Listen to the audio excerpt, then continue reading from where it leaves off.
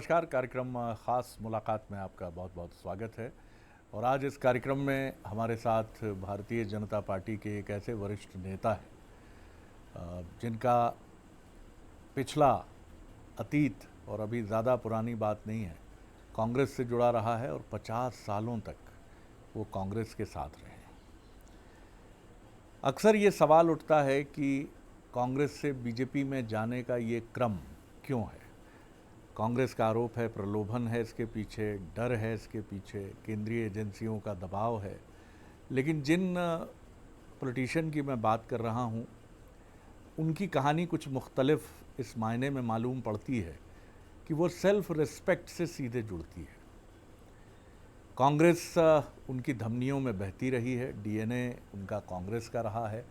लेकिन जब उन्होंने देख लिया और समझ लिया कि अब कोई सुनवाई नहीं है और सीधी बात मान और स्वाभिमान की है, उनके नज़दीकी सूत्र ये बताते हैं कि उसके बाद ही उन्होंने ये फैसला किया कि अब मुझे यहाँ नहीं रहना है। तो मुलाकात करिए पूर्व केंद्रीय मंत्री, भारतीय जनता पार्टी के वरिष्ठ नेता सुरेश पचौरी जी से। नमस्कार। बहुत धन्यवाद। मैं समझता हूँ बहुत भारी मन से, पीड़ा से आप निकले होंगे उस परिवार से जिसका नाम कांग्रेस रहा है। और मैं ये भी जानता हूँ कि मैं यहाँ आपसे बहुत कुछ कैमरे के सामने और कैमरे के पीछे भी मैं नहीं कहलवा सकता हूँ, क्योंकि आपके कुछ मूल्य, परंपराएं, मर्यादाएं हमेशा रही हैं कि ये बोलना है सामने और ये मन में रखना है। और शायद यही वजह रही कि आपने बहुत लंबे समय तक यहाँ गले के कंठ में विष आपने अटका कर रखा। अब अपने को रिलैक्स तो महसूस कर भी रहे होंगे, लेकिन पीड़ा, क्या वो जो एक पीड़ा आपके साथ रही उससे मुक्त हो पाए आप? देखिए, आज ज़्यादा ज़रूरी बात ये है कि आज की परिस्थितियों में हमारा कर्तव्य क्या है। पीड़ा, स्वाहित, ये एक अलग बात रहती है। ठीक है। मैं जिन परिस्थितियों में राजनीति में आया, जिस वजह से मैं कांग्रेस से जुड़ा, वो सारी वजह आज कांग्रेस पे लागू दुर्भाग्य से नहीं हो रही है। चाहे नीति की बात हो, चाहे विचारधारा की बात हो, चाहे फैसलों की बात हो, फैसले चाहे राजनीतिक हों, चाहे अध्यात्म से जुड़े हुए हों, चाहे देश की रक्षा से जुड़े हुए हों। दुर्भाग्य से कांग्रेस जिन बातों के लिए जानी जाती थी उनसे अपने आप को उसने दूर कर लिया जी। आप कहेंगे शॉर्ट में आप 3-4 वाक्यों में बात बताइए। पंडित नेहरू का सोच था कि कांग्रेस एक क्लासलेस, कास्टलेस सोसाइटी के रूप में काम करे। इंदिरा जी का नारा था, न जात पर न पात पर, मोहर लगाएं हाथ पर। रही बात देश की रक्षा से संबंधित बात, भारतीय सेना बहादुरी के साथ, शौर्यता के साथ काम कर रही है। चाहे सर्जिकल स्ट्राइक की बात हो, चाहे अन्य उनके पराक्रम की बात हो। हम उसमें कहें कि सर्जिकल स्ट्राइक के प्रूफ दिए जाएं। देश की डिफेंस प्रिपेयर्डनेस के लिए ये अनुचित है ये मांग करना। तीसरी बात, आध्यात्मिक फैसला। अभी चर्चा में है अयोध्या में 22 जनवरी का प्राण प्रतिष्ठा का आयोजन जी। अब हम उसमें जो निमंत्रण पत्र मिले उसको ठुकरा दें। वो शब्दावली, चूँकि आप बड़े नपे तुले शब्द शरद जी इस्तेमाल करते हैं, कई बार मैं उनकी नकल कर लेता हूँ उन शब्दों की जी। तो शब्दावली का इस्तेमाल क्या है? निमंत्रण पत्र ठुकराया तो आपको जनता ठुकरा देगी। मेरा कहने का और बताने का आशय ये है कि कांग्रेस कहाँ जा रही है, क्यों जा रही है, जिस बात के लिए कांग्रेस जानी जाती थी उस परंपरा से क्यों हट रही है। और आज जो देश में चुनाव हो रहे हैं लोकसभा के, उसमें लोगों का अभिमत बड़ा स्पष्ट है शरद जी। मैं बीजेपी में आ गया हूँ इसलिए नहीं कह रहा हूँ, सारे लोग का मन बड़ा साफ है कि भाजपा की सरकार दिल्ली में केंद्र में बने और मोदी जी इस देश के प्रधानमंत्री बने। अब आएगा सवाल क्यों? मोदी जी के नेतृत्व में जो फैसले हो रहे हैं वो देश हित में हो रहे हैं, देश को शक्तिशाली बनाने के लिए हो रहे हैं। तो शक्तिशाली भारत के निर्माण में जो फैसला करे वो देश की बागडोर संभाले। बड़ी बात स्पष्ट। आपने एक बड़ी महत्वपूर्ण बात कही कि आपकी बात से ऐसा भी लगा मुझे, चूँकि आपने इंदिरा जी के साथ भी काम किया, राजीव जी के साथ भी काम किया, सोनिया जी के साथ भी काम किया, राहुल गांधी जी से भी आपका इंटरेक्शन रहा, अच्छा इंटरेक्शन रहा। आप ये बताइए कि कांग्रेस ने कहाँ से धर्म को लेकर उसके विचार में परिवर्तन कहाँ से आया? जवाहरलाल नेहरू अपने नाम के आगे पंडित लिखते थे, कभी उन्होंने परहेज नहीं किया कि एक सेक्युलर इंडिया में मैं पंडित क्यों लिखूं, या इसको मैं क्यों ना कहूं कि पंडित ना लिखिए, आप सिर्फ जवाहरलाल बोलिए मुझे। तो ये कहाँ से ये शिफ्ट आया जो कमोबेश माना जाता है? क्योंकि राजनीतिक समीक्षक और जर्नलिस्ट ये भी मानते हैं कि शाहबानो केस था जो एक टर्निंग पॉइंट था, जो अपीजमेंट की राजनीति थी, और तब से 40 साल बीत गए उसको, अब तक कभी भी कांग्रेस अपने दम पर सरकार नहीं बना पाई। देखिए, आपने सही कहा, पंडित जवाहरलाल नेहरू जी का जिक्र किया, इंदिरा जी का जिक्र किया। इंदिरा जी जब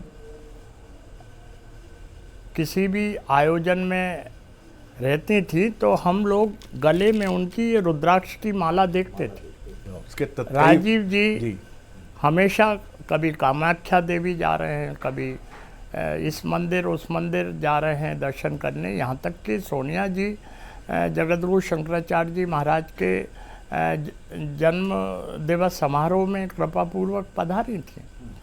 अब कुछ जो दूरी हो रही है, मैं सोचता हूँ कुछ ऐसे लोगों की मंडली बन गई है जो आध्यात्मिक सोच से दूर कर रही है, वरना ये बात देखने को नहीं आती।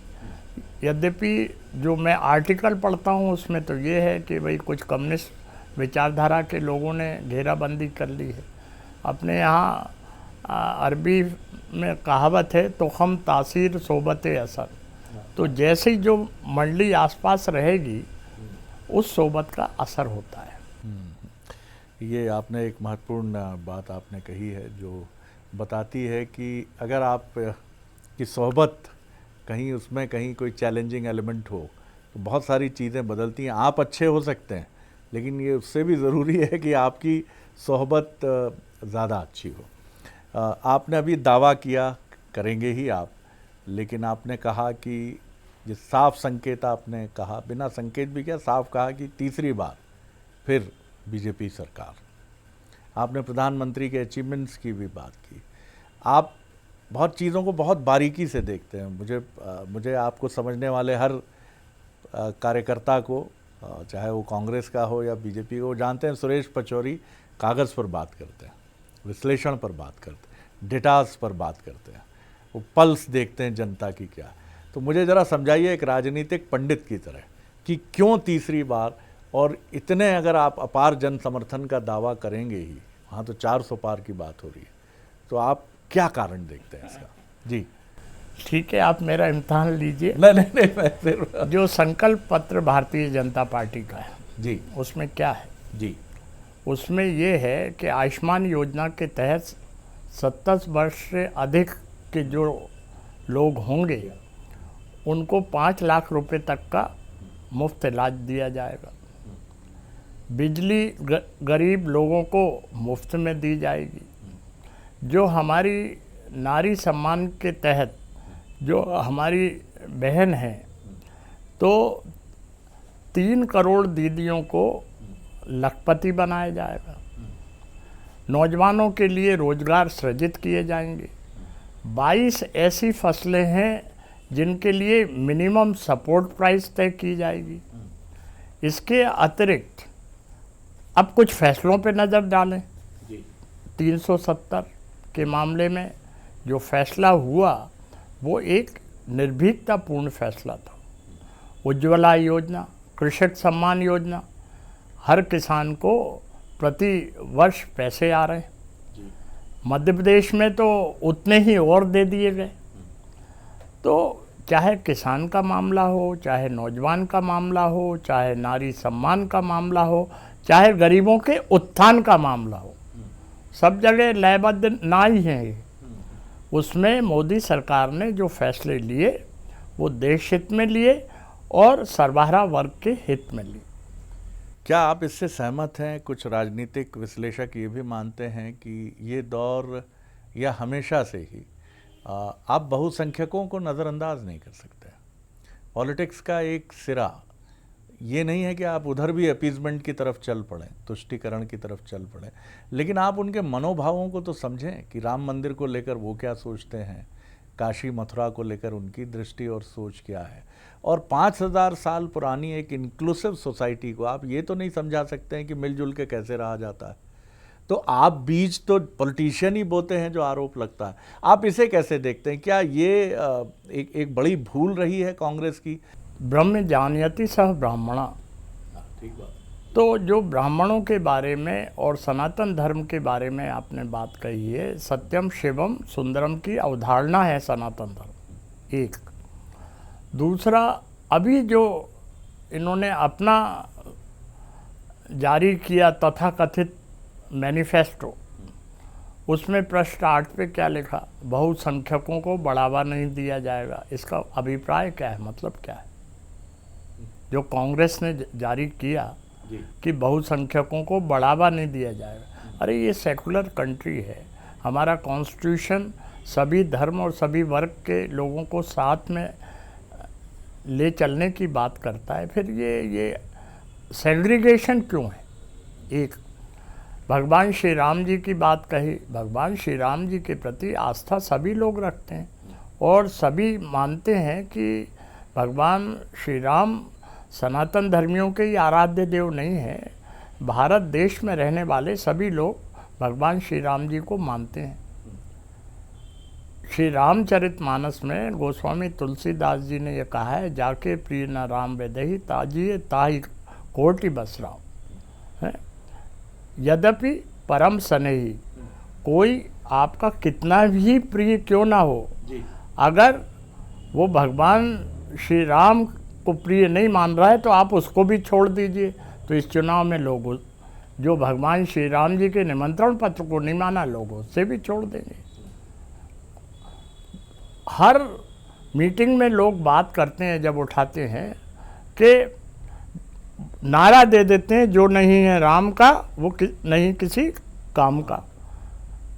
अब की बार मोदी सरकार, तो ये नारे ऐसे ही लोगों के मुंह से नहीं निकल रहे हैं।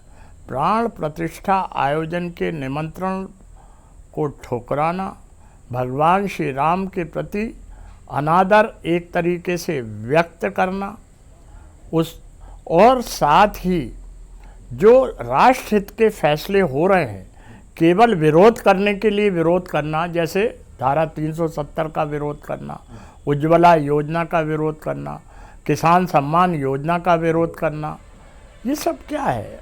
हम कहाँ पहुँच रहे हैं? क्योंकि विरोधी दल में कांग्रेस है तो विरोध कर रही है। आपने अभी एक उदाहरण दिया कांग्रेस के घोषणा पत्र का कि उसमें लिखा है कि बहुसंख्यकों को हम बढ़ावा नहीं देंगे। तो ये ड्राफ्टिंग कौन कर रहे हैं? क्या ये लेफ्टिस्ट हैं? क्योंकि राहुल जी के लिए रिपोर्ट ये आती है कि भले मानुष हैं, ठीक हैं, कई बार उनके वक्तव्य बहुत हमलावर हो जाते हैं, लेकिन उनके आसपास जो एक कॉकस बना है, जो राजीव जी पर भी एलिगेशन लगता था कि उनके आरंभिक दिनों में जो कई नाम थे, मैं नाम नहीं लूँगा, लेकिन उन्होंने उनको बोफोर्स में उलझाया, उन्होंने उनको बहुत सारी मुश्किलों में। क्या वर्तमान जो कांग्रेस का नेतृत्व है, आप देखते हैं कि उसके आसपास जो लोग हैं उनकी सोच एक वामपंथ की तरफ जाती है और वो भारतीय परंपरा से बहुत जुड़े हुए लोग नहीं हैं? देखिए, एक कहावत है कि जब नाश मनुष्य पर छाता है पहले विवेक मर जाता है। और जो मैंने कहा कि जो सराउंडिंग्स रहती है उसका बड़ा असर रहता है। मैं नहीं जानता कि आजकल ड्राफ्टिंग कौन कर रहे हैं, आजकल नज़दीक कौन है, लेकिन मैं ऐसा मान के चलता हूँ कि ना तो उनके दिलो दिमाग में कांग्रेस की विचारधारा है, ना कांग्रेस का गौरवमयी इतिहास उनके दिलो दिमाग में रहा है, और ना कांग्रेस की नीतियों की उन्हें जानकारी है जो ये सब फैसले ले रहे हैं। लेकिन फैसला जो लेता है उसका यश और अपयश तो लीडरशिप को ही मिलता है। आप ये कह के दूर नहीं हो सकते कि ये फैसले इन्होंने दिलाए। फैसले हमने किए, चाहे वो अच्छे हों या बुरे हों। अगर अच्छे हों तो यश मिलेगा, बुरे होंगे तो अपयश मिलेगा। आपने जब बीजेपी में आने का फैसला लिया तो मुझे याद है कि उस दिन आपने मंच से कहा कि मैं किसी भी, पहले ही आपने एक तरह से, मुझे याद है कि आप लपके हैं माइक की तरफ और आपने जल्दी से उसको, जैसे आप अपने मन की बात बड़ी जल्दी कहना चाह रहे थे कि मैं किसी प्रलोभन में यहाँ नहीं हूँ। मैंने किसी पदलिप्सा में या किसी इच्छा में ये फैसला नहीं लिया है। ये फैसला मैंने बहुत सोच समझ के लिया है। सबसे पहले राष्ट्र है, फिर पार्टी है। रही बात अपना निजी आकांक्षा की, तो मेरी निजी आकांक्षा कभी नहीं रही। आप खुद विचार करिए, और मैं भी विचार करता रहा कि मुझे इतना सब कुछ मिल चुका, अब इससे बढ़ के क्या मिलेगा, तो मैं किस आकांक्षा में फैसला लूं। लेकिन सबसे बड़ी बात होती है काम करने वाले व्यक्ति से काम लिया जाए और उसे काम दिया जाए।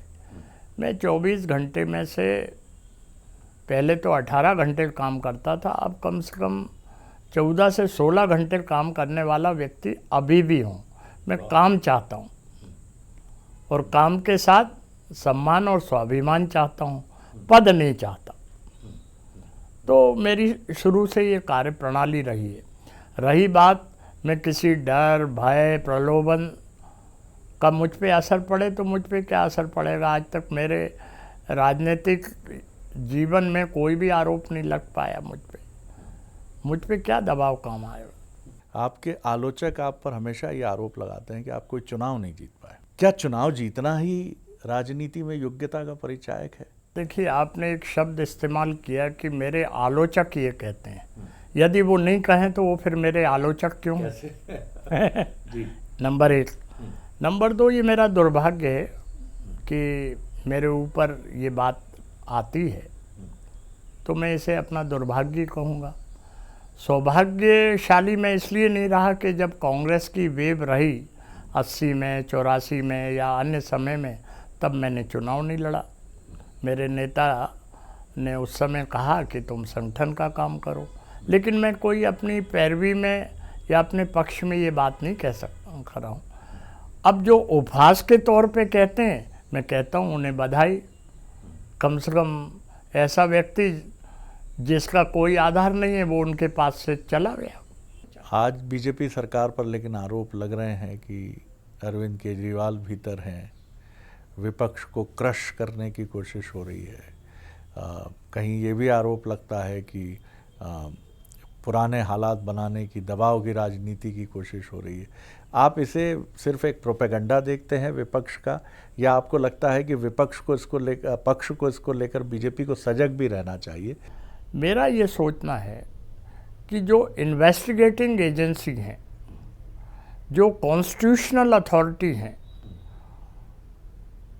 उनको इंडिपेंडेंटली काम करने देना चाहिए और उन पर किसी भी प्रकार का अनावश्यक राजनीतिक प्रहार भी नहीं होना चाहिए और उपयोग भी नहीं होना चाहिए। मध्य प्रदेश में आप कैसे देख रहे हैं डॉक्टर मोहन यादव जी को बतौर मुख्यमंत्री? हालांकि बहुत कम समय है अभी मूल्यांकन करने के लिए हमारे पास। हम मूल्यांकन नहीं कर रहे हैं, सिर्फ एक टिप्पणी चाह रहा हूं मैं आपसे।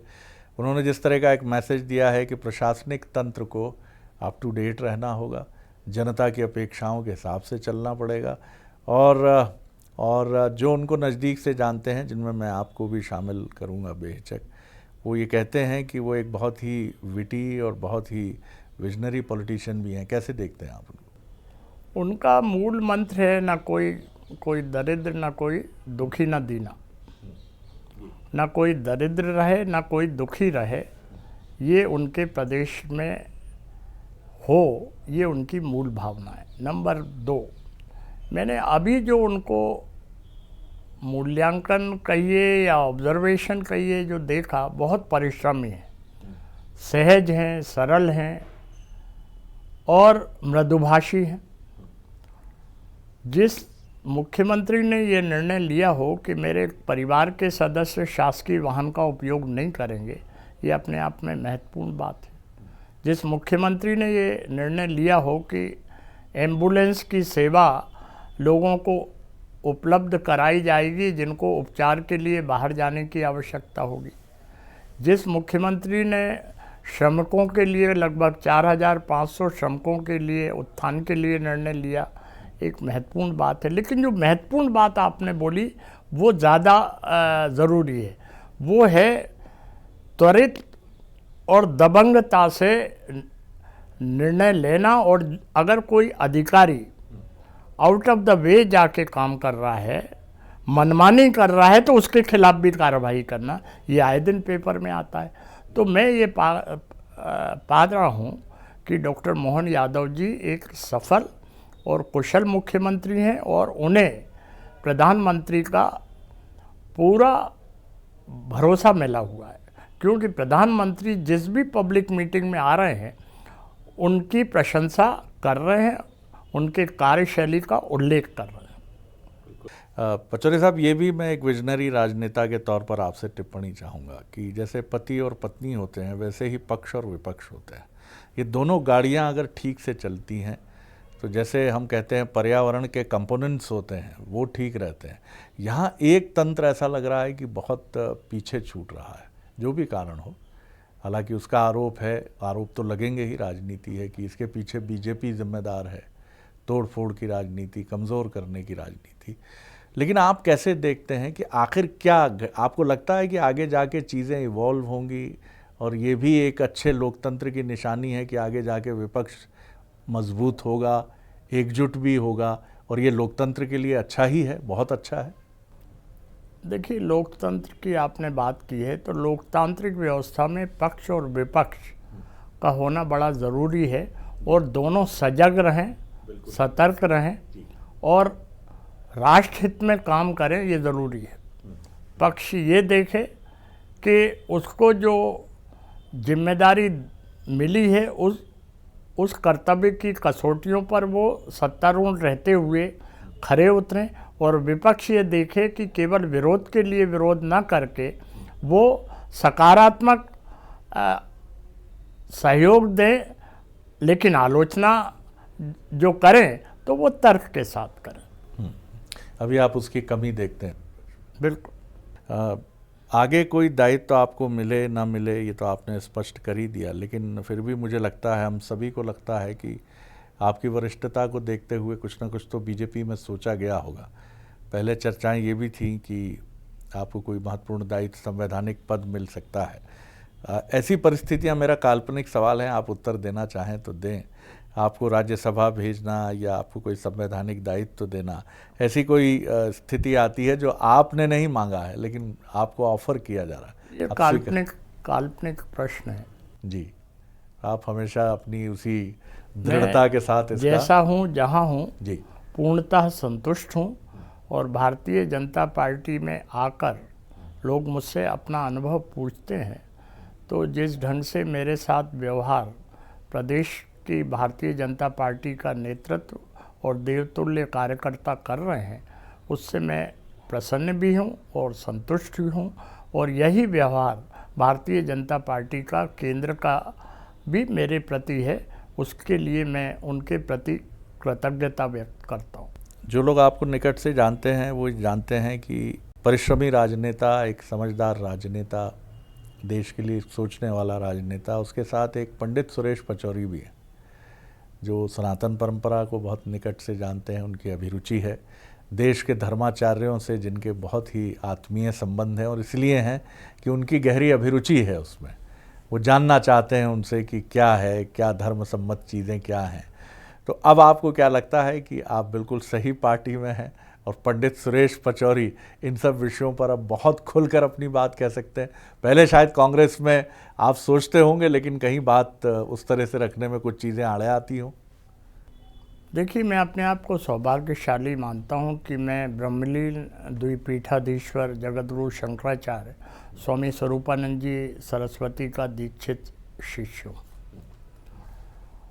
और इसके अलावा समय समय पर मेरी कई संत महात्माओं